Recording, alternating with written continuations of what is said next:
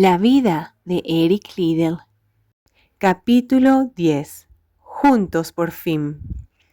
Eric se quedó 6 semanas con Flo y su familia en Toronto. El tiempo pasó volando, pero pudo relatarle a Flo todos los detalles de la boda de Jenny y juntos hicieron algunos preparativos para su propia boda en Tientsin. Decidieron casarse en marzo de 1934, poco después de que Flo llegara a China, una vez concluidos sus estudios. En septiembre de 1932, Eric estaba de vuelta en Tientsin, listo para el inicio del nuevo año escolar. Le esperaban sus antiguas responsabilidades. Sería una vez más el tutor de un grupo de chicos y director de la escuela dominical de la Iglesia Union Church. También aceptó otras nuevas ocupaciones.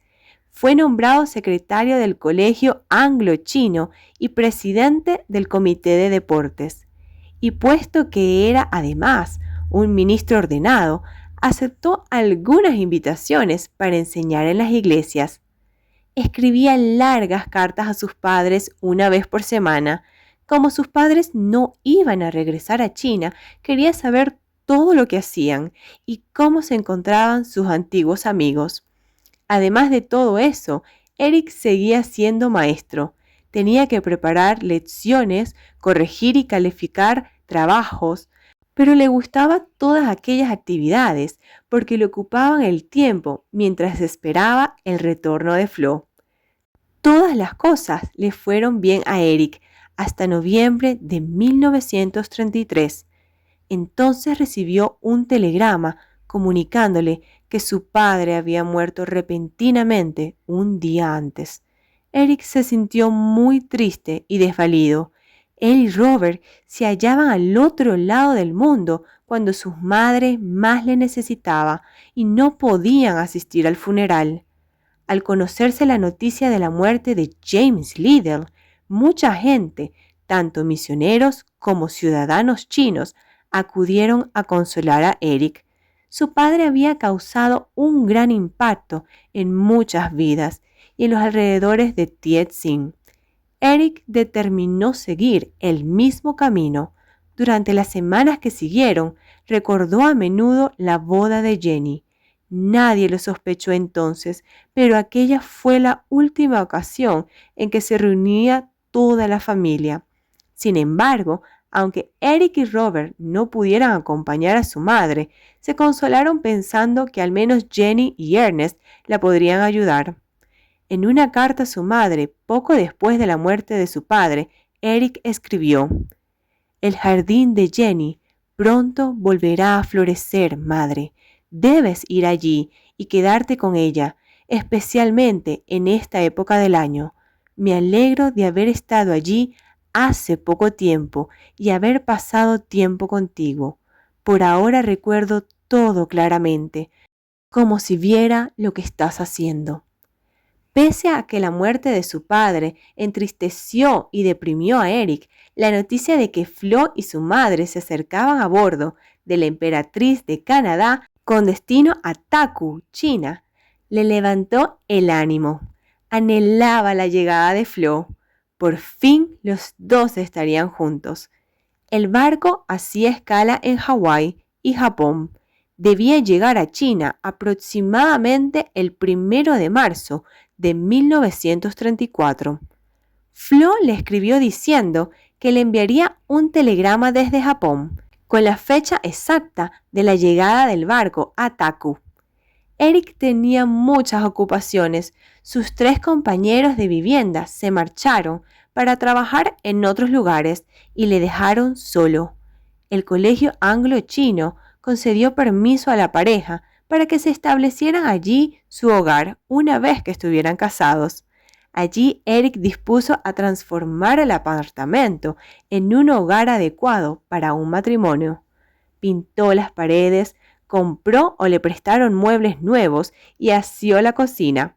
Por fin todo estuvo listo y solo le faltaba esperar. Aunque apenas hacía 18 meses desde cuando vio por última vez a Flo, le parecía una eternidad. Se acercó finalmente el día de la llegada de Flo a Taku. Su padre había regresado a China unos 4 meses antes. Hicieron juntos el viaje de 1 hora por tren hasta Taku. Pero cuando llegaron, le esperaban malas noticias. El barco sufría retraso por causa del temporal en el Mar Amarillo. Los 2 hombres pasaron la noche en la casa de un amigo. Al día siguiente, se dirigieron al puerto para recibir al buque. Una vez más, había malas noticias. Vientos huracanados continuaban azotando al mar. A través de la neblina, Eric pudo divisar el Emperatriz de Canadá en el horizonte. El barco estaba siendo sacudido por enormes olas que lo golpeaban contra el casco. Aunque se hallaba cerca, el director del puerto les informó del último retraso. El Emperatriz del Canadá necesitaba una holgura de 5 metros para entrar con seguridad en el puerto y poder atracar. Pero la marea estaba bajando y con el fuerte viento el barco no se atrevía a entrar en el puerto. Debían esperar a que el viento cesara o subiera la marea. Desanimados, Eric y el señor Mackenzie regresaron a casa de su amigo. Tan pronto como llegaron, recibieron la noticia de que el barco estaba siendo vapuleado de forma tan brutal que el capitán había decidido arriesgarse a atracar en medio de la tormenta. Cuando ellos llegaron al puerto, el Emperatriz del Canadá hacía maniobras para colocarse en paralelo al muelle. Los remolcadores habían comenzado a arrastrar el buque cuando de pronto una enorme ráfaga de viento envolvió al barco y lo hizo girar sobre la popa hacia el fondadero. Los espectadores se quedaron atónitos y cerraron los ojos, esperando el sonido metálico cuando chocara contra el muelle. Pero los remolcadores tiraron de la popa y poco a poco el barco se enderezó. Por último, los estibadores recogieron las cuerdas arrojadas sobre la Emperatriz. Las colocaron por encima de las amarras alineadas al borde del muelle y el barco quedó bien amarrado. Se colocó una escalera en su sitio y Eric aguardó ansioso a que Flo apareciera en el portalón. Por fin Eric la vio. Se apresuró sonriente hasta la base de la escalera para recibirla. Una vez juntos, no fue fácil encontrar tema prioritario de la conversación. Los exámenes de Flo, el viaje desde Canadá, el viaje que Flo hizo a Escocia varios meses antes para visitar a la madre de Eric, o los colores que había escogido Eric para pintar las paredes de su nuevo hogar. Todos los temas surgían y se atropellaban, de modo que los dos estuvieron hablando hasta las 5 de la madrugada. Enseguida llegó la hora de partir hacia Tientsin. 3 semanas después, el 27 de marzo de 1934, Florence Mackenzie y Eric Liddell se casaron en el templo de la Union Church en Tientsin. La boda de la popular pareja atrajo a muchísima gente. Es más, se publicó un reportaje de la ceremonia en la primera página de los periódicos de Tientsin y Pekín. Los recién casados hicieron un breve viaje de novios a Peiping, unos cuantos kilómetros al oeste de Tientsin, y cuando regresaron, se instalaron en el apartamento de Eric. Flo estuvo muy ocupada haciendo los preparativos, sacó todos los trofeos y medallas de las cajas en que Eric los había metido años antes. Insistió en colgarlos en las paredes o exhibirlos sobre un mantel. Al principio, a Eric le costó acostumbrarse a exhibir todos sus trofeos en un lugar visible. Le preocupaba que la gente pensara que quería presumir, pero al ver que Flo estaba orgullosa de ellos, le dejó hacer a su antojo. En el hogar de Flo había siempre alegría y buen humor, pero afuera, sin embargo, los nubarrones de la guerra continuaban acumulándose. Nadie sabía lo que podía ocurrir, aunque todos estaban de acuerdo en que las cosas no serían como en el pasado. La época dorada de Inglaterra en la China tocaba su fin. El país deseaba gobernar su propio destino. La gran cuestión que se planteaba era, ¿sería una China controlada por un gobierno nacionalista o por los comunistas, quienes seguían ganando influencia en las zonas rurales? ¿Qué decir de los japoneses? Ni los comunistas ni los nacionalistas parecían capaces de llegar a un alto al fuego que les permitiera repeler a los invasores japoneses. Las autoridades locales de Tientsin comenzaron a prepararse para la guerra. Ordenaron a todos los colegios de la ciudad que impartieran instrucción militar a sus alumnos. A Eric no le agradó esta decisión. Era duro pensar que un colegio cristiano tuviera que enseñar a sus alumnos a matar y mutilar, pero al colegio no le quedaba otro remedio que acatar las órdenes del gobierno. No obstante, aquella situación aportó un aspecto positivo. La instrucción militar de los chicos en el colegio obligó a reflexionar más seriamente a muchos alumnos acerca de sus convicciones religiosas. Pronto comenzaron a florecer nuevos grupos de estudio bíblico. Este no dejaba de ser una etapa seria que recordaba a Eric los tiempos del colegio Eltham en Londres, cuando los alumnos veteranos se preparaban para luchar en el frente de la Primera Guerra Mundial. A pesar de la tensión y de la incertidumbre que se cernía sobre el futuro de China, el primer año casados pasó veloz para la pareja. También trajo consigo un nuevo miembro en el seno de la familia, la pequeña Patricia. Un año después, Patricia tuvo una hermanita, Heather. A Flo le gustaba contar la razón por la cual le pusieron ese nombre. Como Eric era escocés, quería que su hija se llamara Heather, igual que las flores púrpuras de los matorrales que crecen en las colinas de Escocia. A Flo no le gustaba mucho este nombre. Estaba pensando en otro nombre para su bebé. Eric resolvió arreglar el asunto, echándolo a las suertes. Escribió los nombres en 2 trozos de papel para extraer uno de un sombrero. Los dos acordaron llamar al bebé con el nombre que saliera. Con gran solemnidad, Eric dobló los papeles y los puso en el sombrero. Luego lo elevó para que Flo escogiera uno. Cuando ella abrió el papel, leyó Heather.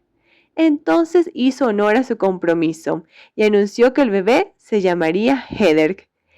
Eric estalló de risa, sacó el otro papel del sombrero y leyó el mismo nombre, Heather. Los dos se echaron a reír. Si su esposo deseaba que su segunda hija se llamara Heather, ella aceptaría gustosamente.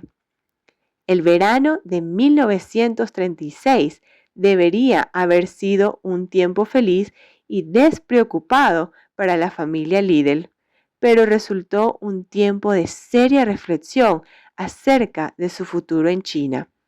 Flo y las niñas se trasladaron a la ciudad costera de Pei Tajo para escapar del calor de Tientsin. En agosto, Eric debía unírseles para varias semanas de vacaciones, pero en julio fue solicitado para entrevistarse con la junta directiva del Consejo de Distrito de la Sociedad Misionera de Londres, que apoyaba económicamente a su familia. En la reunión, los directivos le expusieron a Eric la difícil situación que se atravesaba. Era un problema de distribución, le explicaron. Demasiados misioneros residían en ciudades donde la vida se desarrollaba con bastante normalidad y muy pocos en el campo, donde se producía una gran destrucción a consecuencia de la lucha sostenida.